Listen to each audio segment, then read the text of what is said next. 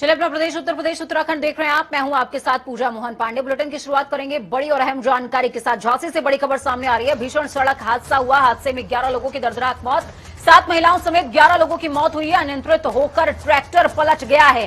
बेहद बड़ी खबर, अहम जानकारी आपको इस वक्त दे रहे हैं। बड़ी खबर, अहम जानकारी है।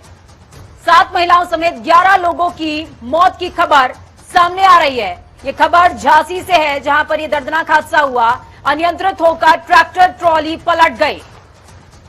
तो बेहद बड़ी और अहम जानकारी इस वक्त की। चलिए इस खबर पर ज्यादा जानकारी के लिए दीपक जोरी हमारे साथ में जुड़ चुके हैं। दीपक, क्या कुछ अपडेट है?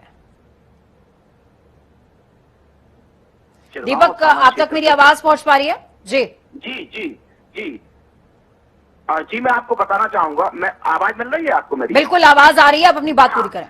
जी मैं आपको बताना चाहूंगा, झांसी जिले के चिड़गांव थाना क्षेत्र में पुराना गांव के पास ये ट्रैक्टर ट्रॉली में लगभग 32 लोग सवार थे, जो कि एक खेत के पास पानी भर के खदान नुमा गड्ढा बना हुआ था, जो कि काफी गहराई में था। उसके किनारे पर ये ट्रैक्टर ट्रॉली जाके पलट गई, जिसके पलटने से वहां पर 11 लोगों की मौत हो गई, जिसमें 7 महिलाएं व 4 बच्चे थे। और लगभग काफी लोग उसमें जो बचे हुए लोग थे वो घायल हैं, जिनको तत्काल में वहां पर ग्रामवासियों और बाद में पुलिस ने पहुंचकर उनको पास के अस्पताल में पहुंचाया गया। जी ठीक है, बहुत शुक्रिया हमारे साथ जुड़ने के लिए दीपक। अहम जानकारी ग्राम जीरो से साझा करने के लिए। तो वहीं दूसरी तरफ आपको बता दें कि आज बड़ी धूमधाम से देश भर में बुराई पर अच्छाई का प्रतीक विजयदशमी पर्व बड़ी धूमधाम से मनाया जा रहा है। उत्तर प्रदेश में जगह जगह रावण, कुंभकर्ण और मेघनाथ के पुतलों का दहन किया जाएगा। हर शहर में रावण दहन देखने के लिए खूब भीड़ उमड़ती है। हालांकि कोरोना के चलते कई जगहों पर इसकी रौनक फीकी भी रहेगी। बताया जा रहा है कि करीबन 5 बजे के बाद रावण दहन की शुरुआत हो जाएगी, यानी कि अब से कुछ देर के बाद।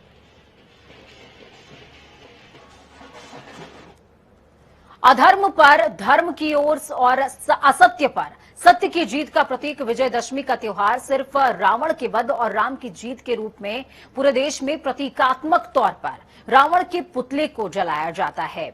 आपको बता दें कि उत्तर प्रदेश की औद्योगिक नगरी कानपुर में 152 वर्षों से स्थापित लंकाधिपति रावण का एक ऐसा भी मंदिर है, जहां पर प्रतिवर्ष विजयदशमी के दिन दशानन की पूरी विधि विधान के साथ पूजा की जाती है। पूरे वर्ष सिर्फ इस दिन इस मंदिर में पूरे विधि विधान के साथ रावण का दुग्ध स्नान और अभिषेक किया जाता है, श्रृंगार किया जाता है। ये खास रिपोर्ट देखिए।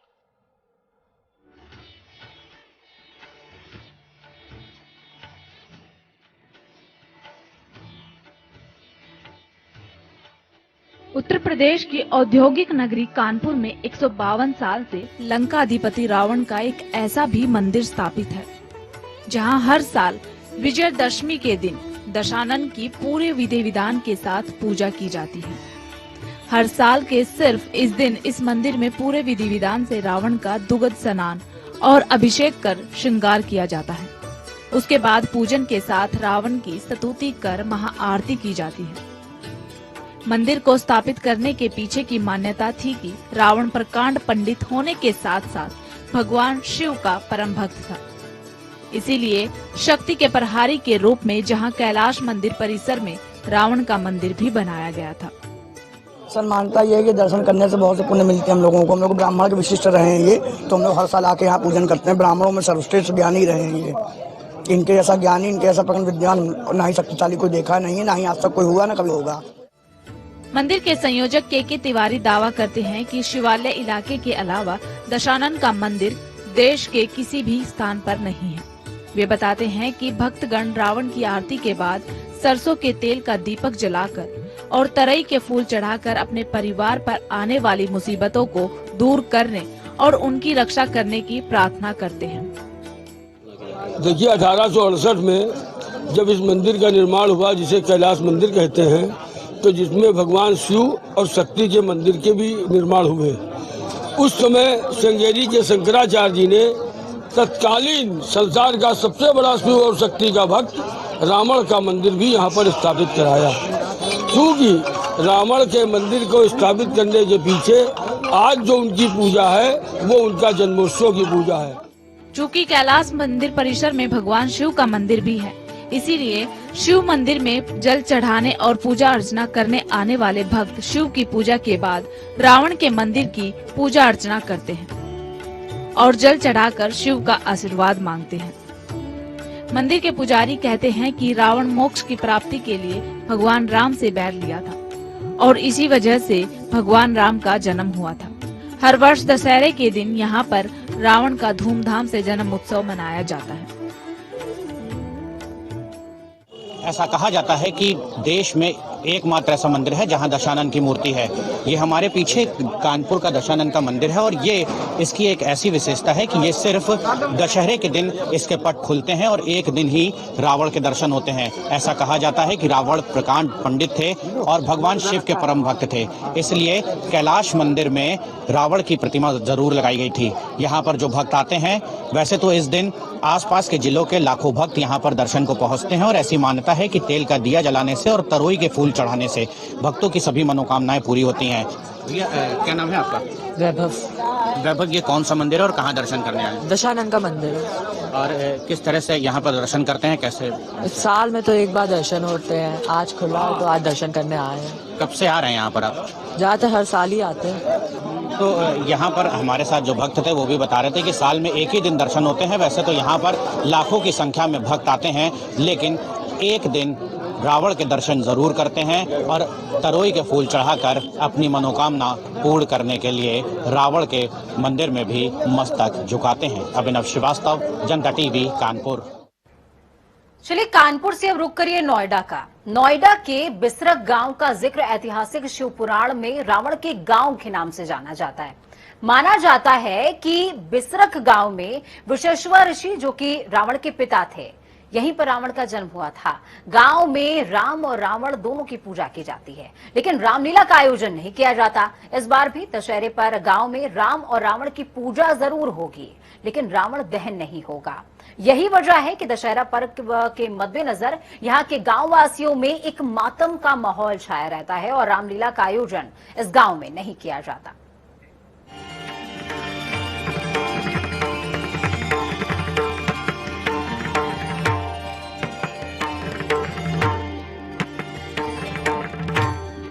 नोएडा के बिसरक गांव का जिक्र ऐतिहासिक शिव पुराण में रावण के गांव के नाम से जाना जाता है।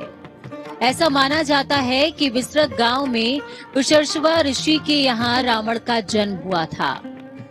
वृषश्वा ऋषि ने गांव में एक अष्टभुजी शिवलिंग की स्थापना की, जो आज भी पूरे वैभव के साथ विराजमान है। बिसरक गांव में रावण के मंदिर के महंत रामदास महाराज ने बताया कि हर साल की तरह इस बार भी राम और रावण की खास पूजा का आयोजन किया जाएगा और पूजा के दौरान सोशल डिस्टेंसिंग और अन्य नियमों का पालन कराया जाएगा। ये जो है ब्रह्मा जी के मानस पुत्र पुलस्त मुनि और ब्रह्मा जी के द्वारा ये जो है शिवलिंग है स्वयं प्रकट करा गया और उनके जो है पुत्र हुए विशेषरवा ऋषि और विशेषरवा ऋषि के हुए रावण, कुंभकर्ण, कुबेर, भीषण, ये सब हुए हैं और यहीं पे वो पले हैं, यहीं पे पैदा हुए, यहीं पे बड़े हुए हैं, यहीं पे शादी हुई है, यहीं पे ब्याह हुए। उसके बाद यहाँ से लंका चले गए और रामलीला ना होने का और पुतला ना फूंकने का मतलब जो है ना, रावण की यहाँ पैदाइश थी, यहाँ का जो है पुत्र मानते हैं, इसलिए नहीं। रावण को मानने वाले दशहरे के दिन पूजा अर्चना करने के लिए दूर दूर से यहाँ आते हैं। उन्होंने बताया कि ये ऐसा पहला मंदिर है जहाँ राम और रावण एक ही जगह पर पूरे वैभव के साथ विराजमान हैं। एक साथ पूजा भी की जाती है। साथ ही मंदिर के अंदर एक प्राचीन गुफा भी मौजूद है, जो बिसरक से गाजियाबाद के दूधेश्वर नाथ मंदिर तक जाती है। बताया जाता है कि विश्वरूपा और रावण इसी मंदिर से गाजियाबाद के अधिवेशन मंदिर में पूजा करने जाया करते थे। बिसरक गांव में एक ही ऐसा मंदिर है जहां पर राम और रावण की पूजा एक साथ की जाती है। यहाँ के लोग, पेतत्व गांव के लोग जितने पुराने हैं, वो विश्वरूपा जी जिन्होंने ये शिवलिंग यहाँ मिला था, इस शिवलिंग की गहराई आज तक किसी को नहीं पता कि कितनी गहराई तक ये शिवलिंग है। ये रावण के जो पिताजी थे विश्वरूपा जी, उन्हीं के द्वारा इसकी खोज की गई थी, इस मंदिर का निर्माण किया गया था और यही वो जगह है। मैं आपको एक चीज और दिखा दूं, कि विश्व रूपा जी और रावण जी, यहाँ से एक गुफा है, ये गुफा सीधा यहाँ से गाजियाबाद के अंदर दुधेश्वरनाथ मंदिर है, वहां पर जाकर ये निकलती है, जो पूजा करने के लिए विश्व रूपा जी और रावण जी इस गुफा के जरिए ही वहां उस मंदिर में पूजा करने जाते थे। मैं आपको दिखा दूं कि ये बहुत पुरानी गुफा है, जिसको पूर्ण रूप से यहाँ पर बंद कर दिया गया है। इसके बाद से कोई रास्ता आगे नहीं है, लेकिन मान्यता इस गांव की यही है कि यहाँ पर आज भी लोग विजयदशमी के मौके पर रावण की पूजा की जाती है, उनको याद किया जाता है। अब मैं कैमरा पर्सन से बताना चाहूंगा कि वो दिखाएं कि ये गुफा है जो सीधी वहीं जाती है, जो सीधा गाजियाबाद के दुधेश्वरनाथ मंदिर पे जाकर निकलती है, और इसी गुफा के जरिए से पिता और पुत्र वहां पूजा करने के लिए जाते थे। बात की जाए तो इस गांव के अंदर लगभग लाखों की आबादी में लोग रहते हैं जो रावण को अपना पूर्वज मानते हैं, और उनका कहना सिर्फ एक यही है कि राम की अगर पहचान है तो वो आज रावण की वजह से है। रावण वो विद्वानी थे कि जिनको खुद भगवान शिव ने अपना दर्शन दिया था, और सर्वगुण संपन्न होने के बाद भी वो आज भी ये बिसरक गांव के लोग रावण को बुरा नहीं मानते। बिसरा गांव में आज भी रावण का तत्व घर मौजूद है, जिसकी हालत बहुत ज्यादा खस्ता हो चुकी है।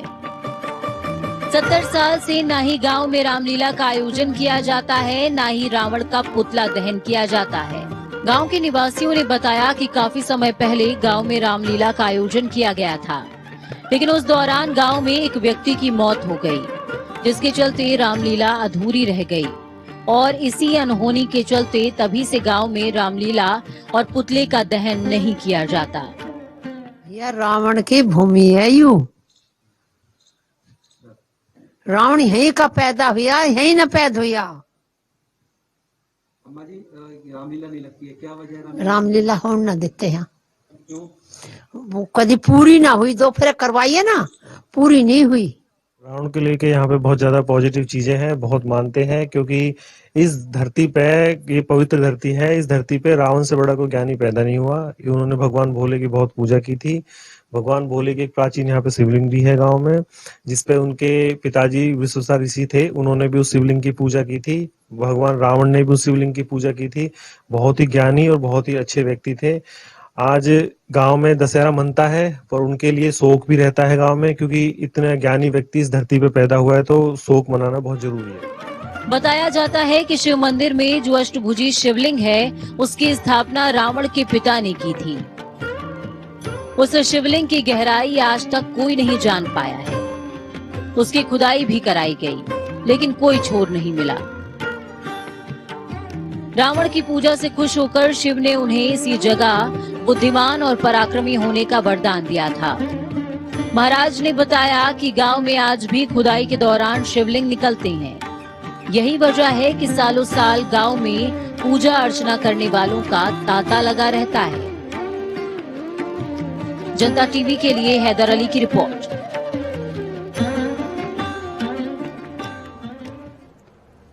चलिए ग्राउंड जीरो का रुख करते हैं और जानते हैं कि क्या कुछ तैयारियां हैं रावण दहन को लेकर के, इस पर्व को लेकर के। राजधानी से हमारे साथ अनूप मौजूद हैं, बीएस लाठी अयोध्या से मौजूद हैं, और हरिद्वार से हमारे साथ विकास खरे मौजूद हैं। सबसे पहले राजधानी लखनऊ का रुख करेंगे। अनूप, क्या कुछ अपडेट है? सुरक्षा के कैसे इंतजामात? इस बार का जो रावण दहन है वो बेहद खास इसलिए भी होने वाला है क्योंकि काफी लंबे कोविड का जो पीरियड रहा है, उसके बाद अब साक्षात लोग रावण दहन देख पाएंगे। बिल्कुल पूजा सही कह रही। करीब 2 साल के बाद लखनऊ में जिस तरीके से आज रावण को देखने के लिए हमें देखा कि जिस तरीके से भीड़ उमड़ी है, ठीक पीछे रावण ये बनाया गया है, 80 फुट का है, और जो इस बार जो थीम रखी गई है धार्मिक अलगाववाद एवं मानधांतरण का मूल समूल नाश, इसकी थीम रखी गई है। और पिछले साल की पूजा बात करें तो मैं यही कवर कर रहा था, तो उस बार की जो थीम थी वो कोरोना को समूल नाश करने की थी। यानी अलग अलग साल में अलग अलग जो थीम रखी जाती है। मेरे ठीक पीछे आपको कुछ तस्वीरें दिखाएंगे। ये मंच वो है, यहाँ पर अभी थोड़ी देर बाद डिप्टी सीएम दिनेश शर्मा यहाँ के मुख्य अतिथि के रूप में यहाँ पर आएंगे। इसके पहले पूरा ग्राउंड खाली करा दिया गया है क्योंकि सुरक्षा के मद्देनजर ठीक सामने जो पुलिस आपको नजर आ रही होगी, पूरी गैलरी में पुलिस लगा दी गई है और मेन जो गेट पर जो मेटल डिटेक्टर से वहां से चेकिंग की जा रही है और खासकर पूरे ग्राउंड की जो तस्वीरें हैं वो आकर्षण के रूप में यहाँ पर रावण है। लगातार जो बाहर रोड है वो लगातार हमने देखा वहां पर लोग अभी से आना शुरू हो चुका है क्योंकि जो लखनऊ का दशहरा है ये काफी प्रसिद्ध माना जाता है। मुझे याद है जिस समय देश में बीजेपी की सरकार बनी थी और नरेंद्र मोदी प्रधानमंत्री बने थे तो पहली साल यहाँ पर आए थे और यहाँ से ही धनुष उन्होंने चलाई थी। तो यानी काफी इतिहास यहाँ का जुड़ा है और कई सौ साल पुराना यहाँ पर जो ठीक है। अनूप आपके पास में लौटती हूँ, अयोध्या का रुख करेंगे। बीएस लाठी हमारे साथ अयोध्या से जुड़े हुए हैं। बीएस लाठी, क्या कुछ अपडेट है? ग्राउंड जीरो से अयोध्या बेहद खास हर लिहाज से हो जाती है और जब रावण दहन की बात हो, असत्य पर सत्य की विजय की बात हो तो और भी ज्यादा खास हो जाती है। जो रावण दहन है और अब तक ये अयोध्या से भगवान राम की वजह से और रावण का भगवान राम से काफी रिश्ता है और दशहरा अयोध्या में खूब धूम रहती है। अयोध्या से भगवान राम की वजह और रावण की जब विजय प्राप्त करके आए थे तब भगवान से तभी अयोध्या में ही रावण दहन किया गया था। तब से अयोध्या में खूब इसका मंचन किया जा रहा है। मैं पूछा एक ग्राउंड है अयोध्या की रामलीला का, मैं एक ग्राउंड है, मैं आपको दिखाना चाहूंगा अपने कैमरे के माध्यम से। ये 5 बजे रामलीला तैयार हो जाएगी और ये इधर जो कारीगर लोग हैं ये मैं अपने कैमरे से दिखाऊंगा कि ये रावण का जो पुतला है ये दहन करने की तैयारी है। यहाँ पे तमाम लोग, ये अभी मैदान पूरा जो पंडाल है पूरा मैदान है वो खाली है। पूजा जो अयोध्या की रामलीला हो रही है, आज का जो मंचन है वो रावण वध का है, लंका वो रावण दहन का है। और पूजा हमारे साथ में इसी कड़ी में जो दर्शन भरत माथुर है जो भरत जी के रोल में है, हम उनको जानेंगे कि यहाँ कैसे रावण दहन होगा। सर मतलब साहब पहले तो सर बहुत बहुत स्वागत है आपका। हमारे दर्शक है, आज दशहरा है, आप भरत जी के रोल पे हैं, आप आज दशहरा मनाया जा रहा है, ये पीछे रावण दहन के रूप में क्या कहेंगे सर?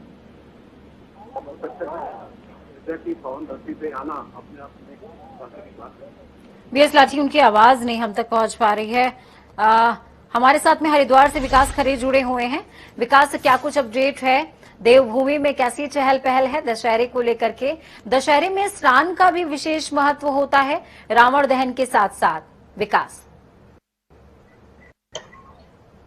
बिल्कुल पूजा, आपको बता दें सत्य पर सत्य की जीत कहे जाने वाला दशहरा आज पूरे देश में बड़ी धूमधाम के साथ मनाया जा रहा है। धर्मगिरी हरिद्वार की मैं बात करूं तो 7 बार मेरे पीछे देख सकते हो जो गंगा दशहरा है बड़ी धूमधाम के साथ यहाँ पर मनाया जा रहा है। लेकिन आज जिस तरह से जो है 2 साल से कोरोना काल में दशहरा नहीं लगा है तो आज लगभग 2 साल के बाद गंगा जो दशहरा है आज बड़ी धूमधाम के साथ हरिद्वार में बनाया जा रहा है। तो कहीं आज जिस तरह से प्रशासन की जो गाइडलाइन है उसके तहत ही यहाँ पर जो है लोग दशहरे में पहुंच रहे हैं। हालांकि प्रशासन के द्वारा लगातार गाइडलाइन पहले से ही जारी कर दी गई थी कि जो भी व्यक्ति गंगा दशहरे में पहुंचेगा वो जो है मास्क लगाकर यहाँ पर आएगा। काफी जो सरकार की जो अनुमति है उसको देखते हुए कोविड नियमों का यहाँ पर पालन भी करना पड़ेगा। बात की जाए तो आज हरिद्वार की बात, शहर की बात करें तो कई शहर ऐसे भी है हरिद्वार में जहाँ पर जो है रावण के पुतले के दहन के साथ साथ आज कोरोना का पुतला भी दहन किया जाएगा। तो इसी को देखते हुए आज भारी संख्या में जो है गंगा दशहरे में लोग यहाँ पर पहुंच रहे हैं। ठीक है, आप तीनों का ही बहुत शुक्रिया हमारे साथ जुड़ने के लिए, अहम जानकारी ग्राउंड जीरो से साझा करने के लिए। तो क्या कुछ खास रहा, आपने देखा, जाना, समझा। असत्य पर सत्य की विजय और अधर्म पर धर्म की विजय का प्रतीक है आज का ये पर्व। और सिर्फ ये यही नहीं कहता, सिर्फ राम ने रावण को मार दिया इतना ही नहीं है, आपके अंदर की जो बुराई है, जो नकारात्मकता है, आज उसको भी इस अग्नि में स्वाहा कीजिए। वक्त छोटे से ब्रेक का, ब्रेक के उस पार खबरों का सफर लगातार जारी रहेगा। बने रहिए जनता टीवी के साथ क्योंकि हमें आपकी ताकत, अपना और अपनों का बहुत ज्यादा ख्याल रखिए। नमस्कार।